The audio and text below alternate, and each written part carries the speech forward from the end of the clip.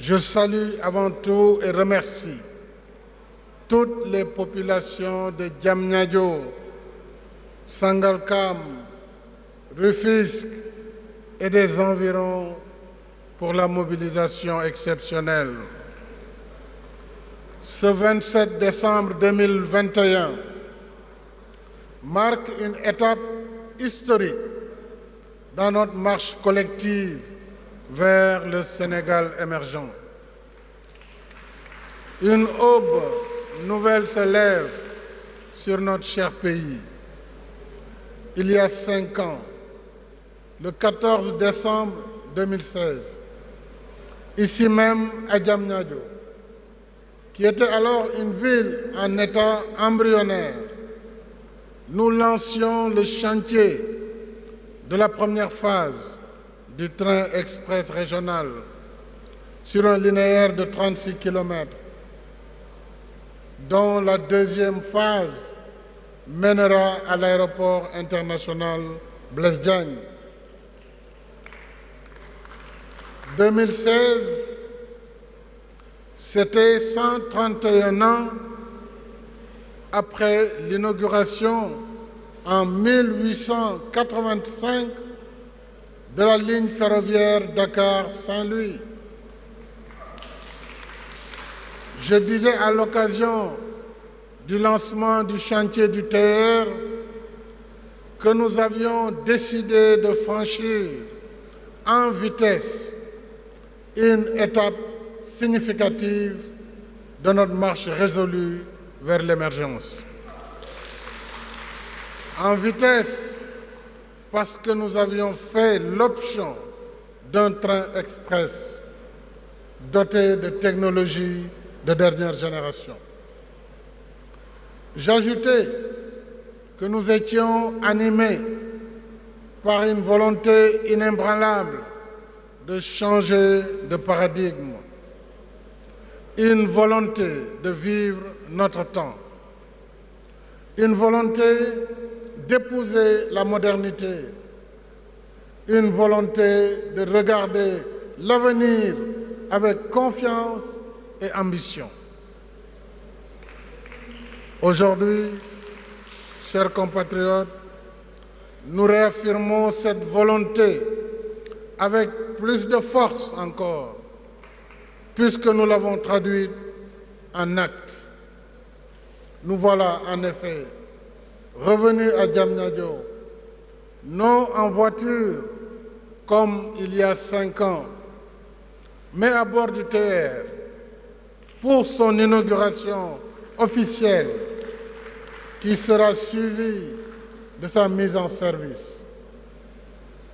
Nous poursuivons notre marche résolue dans le temps, dans le sens de l'histoire et dans le temps de l'action. Dans le sens de l'histoire, il est bon de rappeler que la vision à la base de ce projet emblématique se trouve dans l'axe 1 du plan Sénégal émergent dédié à la transformation structurelle de l'économie.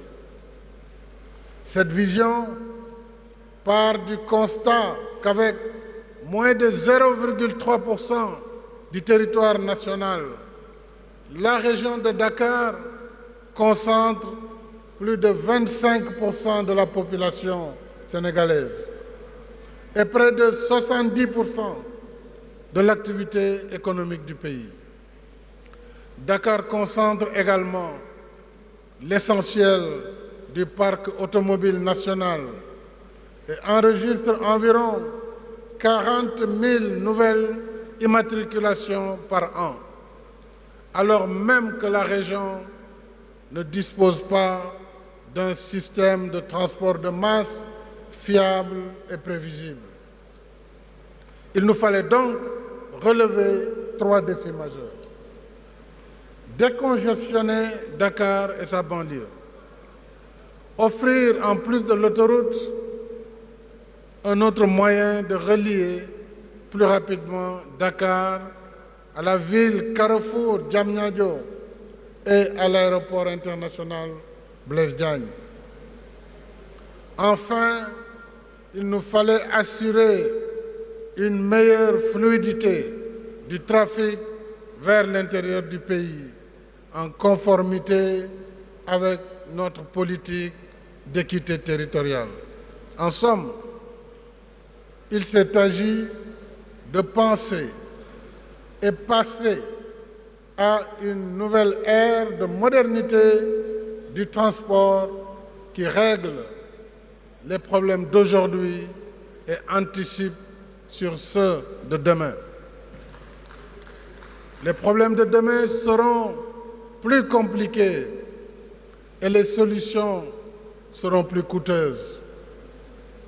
Voilà très simplement la vision qui sous-tend le projet du TER, car gouverner, c'est prévoir. Et prévoir, c'est aussi vouloir le meilleur pour son pays, le meilleur pour ses populations, le meilleur pour les générations actuelles, le meilleur pour les générations futures, et le meilleur parce que nous construisons pour aujourd'hui et pour demain. C'est pourquoi nous avons opté pour un train moderne, équipé de technologies de dernière génération. Nous sommes, mesdames et messieurs, dans le temps de l'action. Assurément, car pour arriver à la cérémonie qui nous réunit ici ce soir, il nous a fallu voir grand et joindre l'acte à la vision, puisqu'on ne peut rien accomplir de grand si l'on voit toujours petit. Le TER a été conçu pour répondre dans la durée à 7 impératifs. 1. Le transport de masse, avec 15 trains, chaque train pouvant accueillir jusqu'à 565 passagers, pour un potentiel de 115 000 passagers par jour. 2. Le confort, avec un aménagement intérieur adéquat, le Wi-Fi à bord et la climatisation, aussi bien pour la première classe que pour la deuxième classe.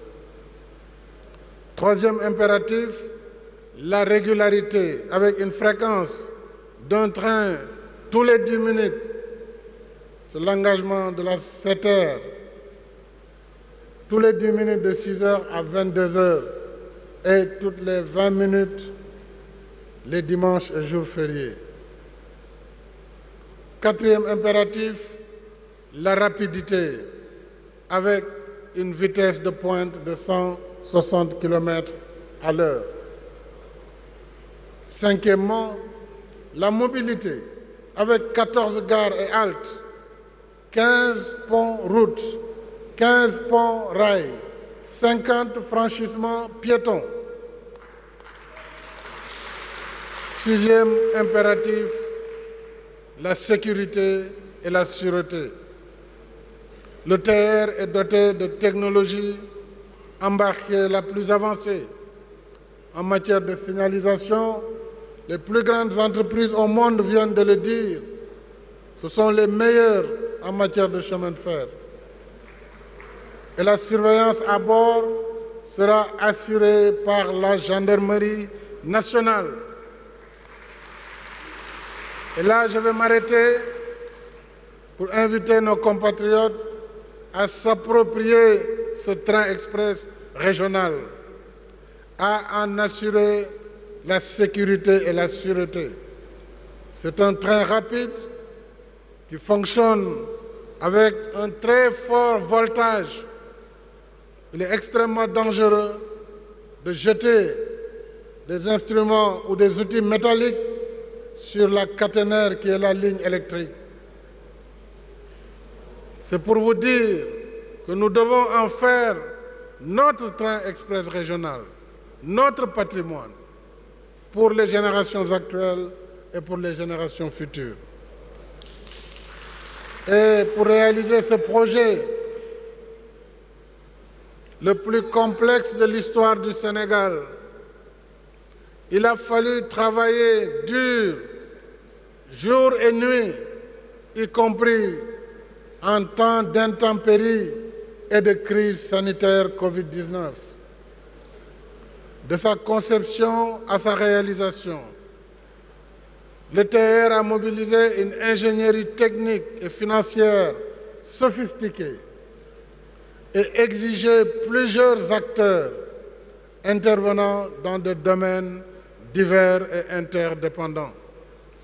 Au total, nous l'avons vu, le chantier a nécessité plus de 25 millions d'heures effectivement travaillées, 7 millions de mètres cubes de mouvements de terre, 300 000 mètres de rails, 300 000 mètres de ballast, 125 000 mètres cubes de béton et 20 800 tonnes d'acier, pour ne donner que quelques indicateurs de l'envergure du projet du TER.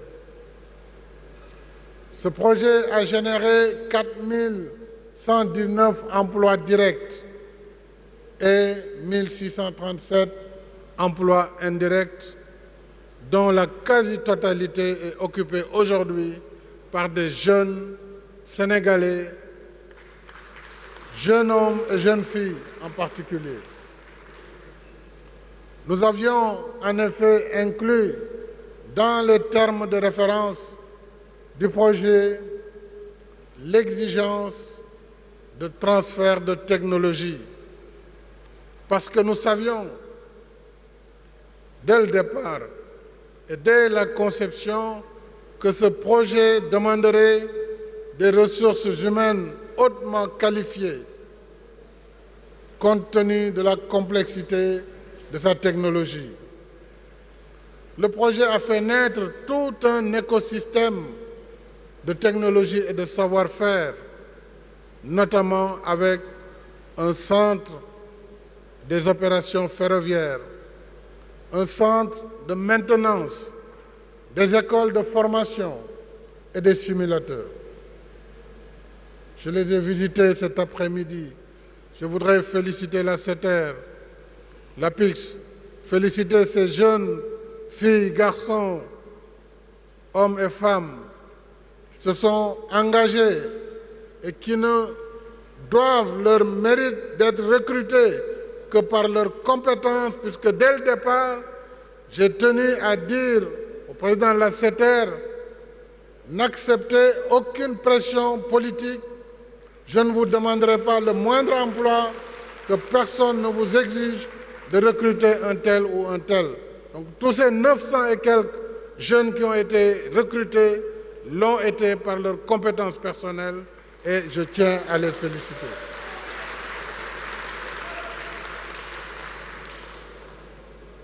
Aussi, avec l'accompagnement de nos partenaires, le TER roule grâce au savoir-faire de cette jeunesse formée dans tous les métiers technologiques, les métiers techniques, les métiers commerciaux et sécuritaires du ferroviaire. C'est dire qu'en nous transportant de gare en halte, le TER nous fait voyager dans le temps, car il constitue un formidable saut technologique pour le Sénégal et pour l'Afrique. Il nous offre des conditions de voyage agréables. Il nous aide à mieux planifier nos déplacements, éviter les pertes de temps et les désagréments des embouteillages et mieux organiser notre vie quotidienne. Je voudrais aussi inviter les autorités de l'État, à commencer par les membres du gouvernement, à prendre souvent le TER quand ils viennent à Diamniadio. Parce que c'est un train qui est fait pour garer sa voiture et rentrer là-dedans, comme ça se fait dans tous les grands pays. Et moi-même, je prends l'engagement pour mes prochaines visites à Diamniadio, souvent, de prendre le TER pour montrer que c'est un outil moderne à la disposition de tous les Sénégalais et de toutes les Sénégalaises, quel que soit leur statut. Et le meilleur est à venir avec l'extension de la ligne jusqu'à l'aéroport Blaise Diagne et la commande additionnelle de 7 trains pour porter le total du parc à 22 trains. En outre, grâce à un système de transfert entre le TER et le BRT, il sera possible de voyager en passant de l'un à l'autre avec un seul ticket pour faciliter le transport sur toutes les destinations desservies par les deux réseaux. Autrement dit, quelqu'un qui vient de Guédiawaye pourra prendre le BRT et se connecter au TER pour venir vers Rufisque, Bargny ou Diamniadio. Mes chers compatriotes, le TER est un investissement lourd et complexe dans sa réalisation et son fonctionnement. C'est pourquoi j'engage fermement tous les services concernés à veiller rigoureusement à la sécurité, la sûreté et la maintenance des installations, des équipements et des trains. Je voudrais saluer et remercier les impactés du projet, les impactés du TER, pour leur esprit citoyen et des indemnités conformes aux standards en la matière ont été versés par l'État. De plus, un effort supplémentaire a été consenti pour les impactés les plus vulnérables, suivant le décret 2021-434 du 8 avril 2021 qui attribue à chaque foyer une parcelle de 150 mètres carrés à Bambilor pour un total de 40 hectares. Je voudrais vous dire, chers impactés, que l'État restera à vos côtés jusqu'au règlement du dernier cas. J'y veillerai personnellement. Mes chers compatriotes, mesdames et messieurs, si nous sommes ici ce soir, inaugurant cette œuvre nationale historique d'un coût global de 780 milliards dans sa première phase, c'est parce que nous avons porté nos actes à la hauteur de nos ambitions et que le Sénégal inspire confiance à ses partenaires. L'État du Sénégal a investi 238 milliards directement dans ce projet et a emprunté avec 4 partenaires fidèles à nos relations de confiance qui ont contribué au financement de ce projet par leurs prêts. Mais pas seulement des prêts, puisque pour la première fois avec nos partenaires, ils ont accepté de nous suivre dans le fast-track, dans la rapidité pour l'exécution d'un projet aussi important. La France, à travers l'Agence française de développement, le Trésor français et la Banque publique d'investissement pour un total de 235,3 milliards de francs CFA.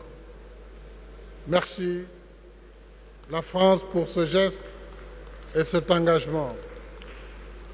La Banque islamique de développement pour 195,6 milliards. Merci, frère Moussa Silla, au nom de la Banque islamique de développement. La Banque africaine de développement pour 111 milliards de francs CFA. Tout cet engagement, c'est uniquement pour la première phase.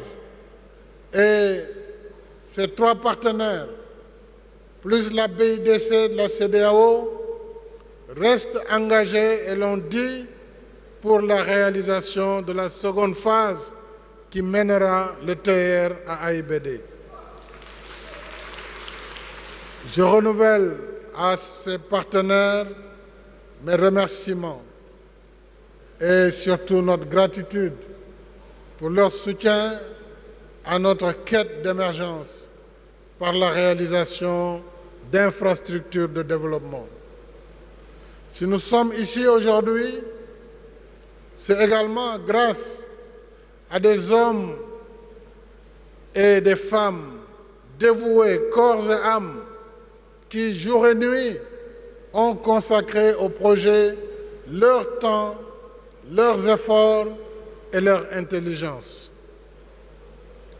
Et je félicite chaleureusement le ministre en charge des infrastructures et des transports terrestres,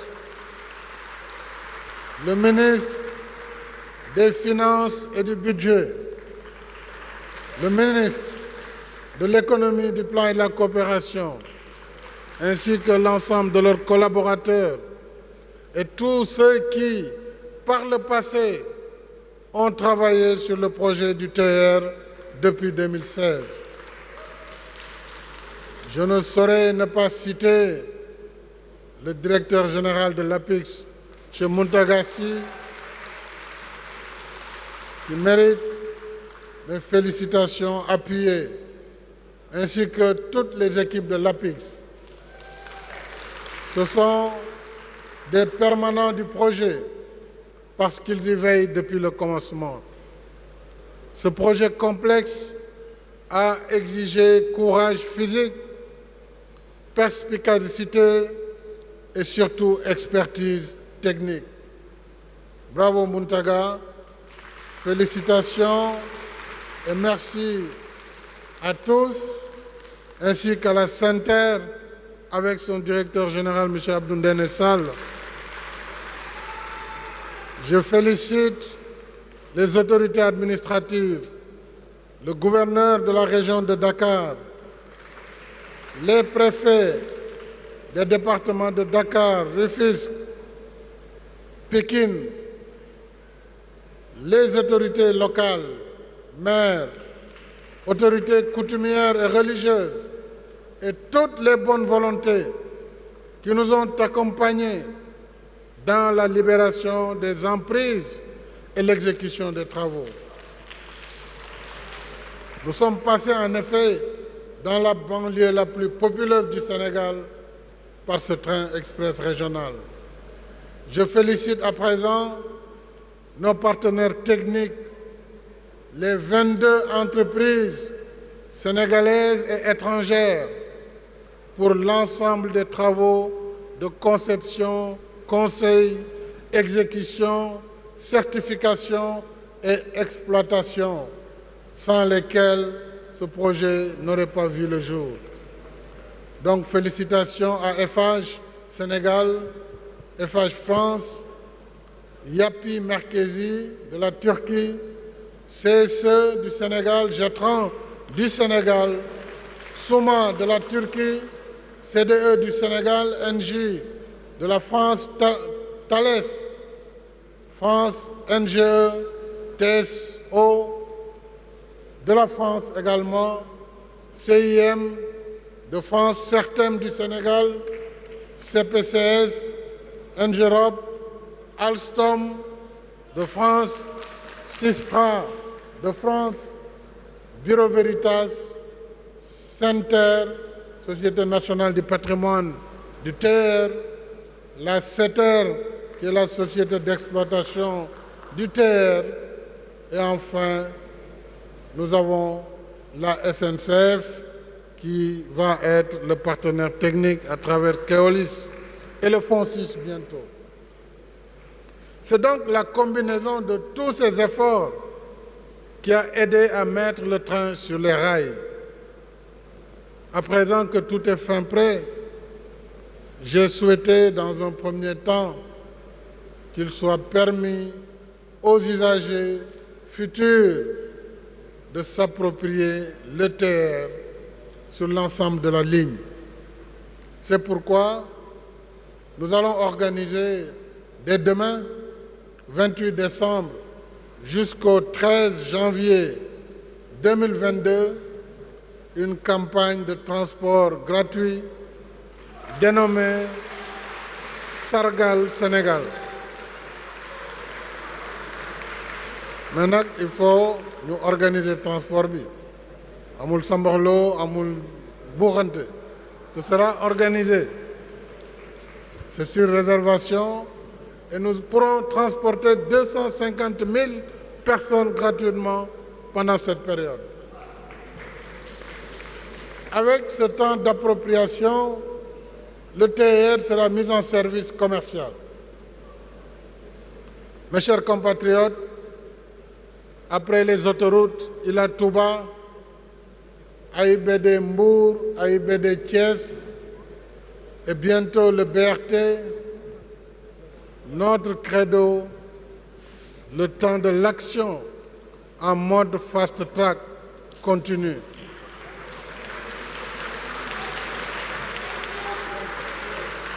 Pour ne citer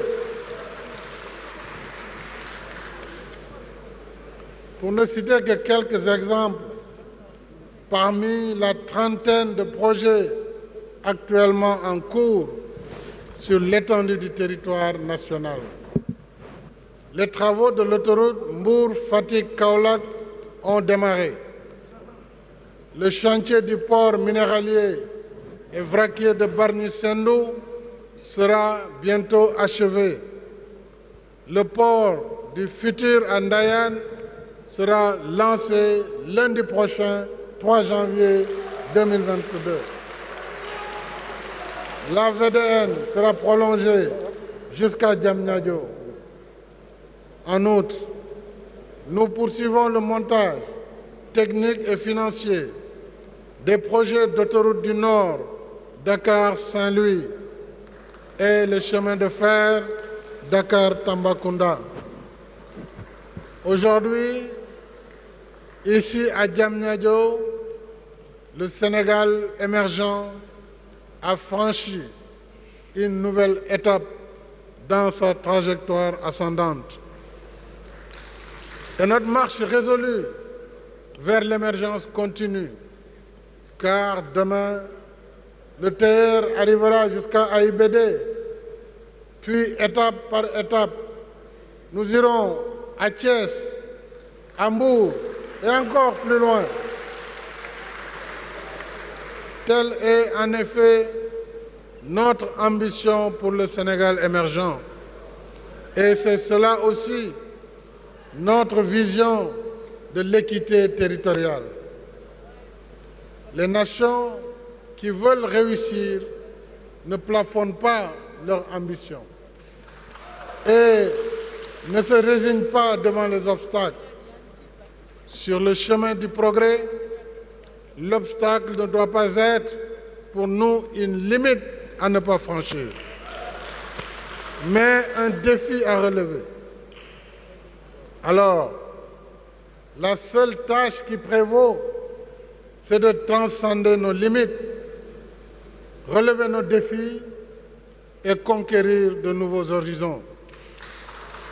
C'est ce que je vous propose, chers compatriotes.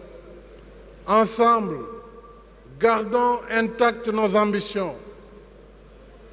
Ensemble, continuons notre marche résolue vers de nouveaux horizons. Ensemble, continuons de façonner de nos mains le pays de nos rêves, le Sénégal de demain. Vive le Sénégal émergent dans la justice sociale et l'équité territoriale.